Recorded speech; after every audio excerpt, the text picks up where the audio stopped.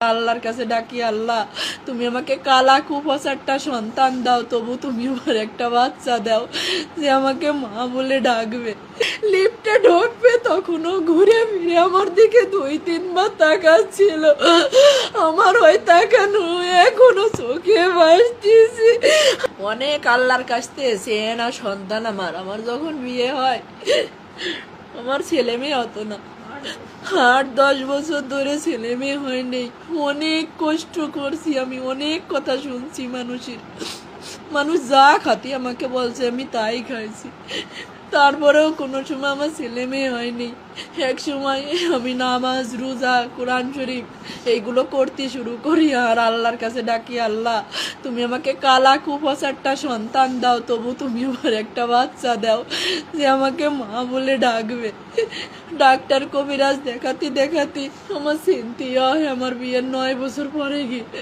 সিনথিয়ার যখন 4 বছর বয়স আমার আবারও বাবু হয় না, আমি আবার চেষ্টা করি। তখন আমার রাইসামণি আমার পেটে আসে। হ্যাঁ, তখন থেকে আমাদের জীবনটা বদলে যায়।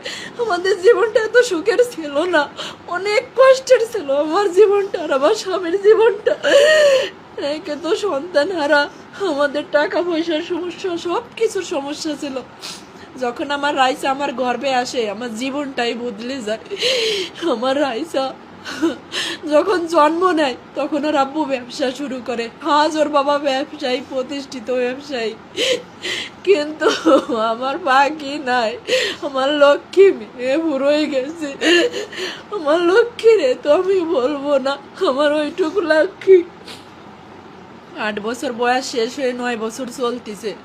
9 পারা কোরআন শরীফ পড়েছে আমার রাইসামনির বয়স যখন 3 বছর। আর আমার সিনথিয়া, আমার তখন ছেলে বাবুটা হয়নি। আমার বাবু তখন 4-5 মাসের পেটে। উমরা করতে গেছিলাম আমরা অল পরিবার, আমার হাজব্যান্ড আমার বাচ্চাদেরকে নিয়ে। আমার রাইসামনি সেই উমরা হজের ছবিও আছে। আমার রাইসামনিরেও হজ করায় নিয়ে আসছে। আমি আল্লাহর উপরে বলছিলাম, যখন ওরে পাওয়া যায়নি আমি বলছিলাম, আল্লাহ আমার সন্তান খুঁত হয়ে থাকুক, তবু তুমি আমার কাছে জীবিত ফিরেই দাও। আমি আবার আমার পাখিরে সম্পদ বেশি হলেও উমরা করাতে নিয়ে যাব, আবারও আমার পাখিকে আমি হজ করাতে নিয়ে যাব। কিন্তু আমার পাখি আর ফিরে আসেনি। আর আমার পাখি যে চলে যাবে, ওই দিন আমি চেয়ার ধরে ডাইনিং টেবিলের কাছে দাঁড়াইছিলাম আর আমার পাখি যখন যাচ্ছিল দরজা দিয়ে লিফটে ঢুকবে তখনও ঘুরে ফিরে আমার দিকে 2-3 বার তাকাচ্ছিল। আমার ওই তাকানো এখনো চোখে ভাসতেছে। আমার পাখি মরে গেছে। আমার এত লক্ষ্মী মেয়ে আমার রাইসা ছিল। আমার পুরো বাসাটা নাড়াই খাতো।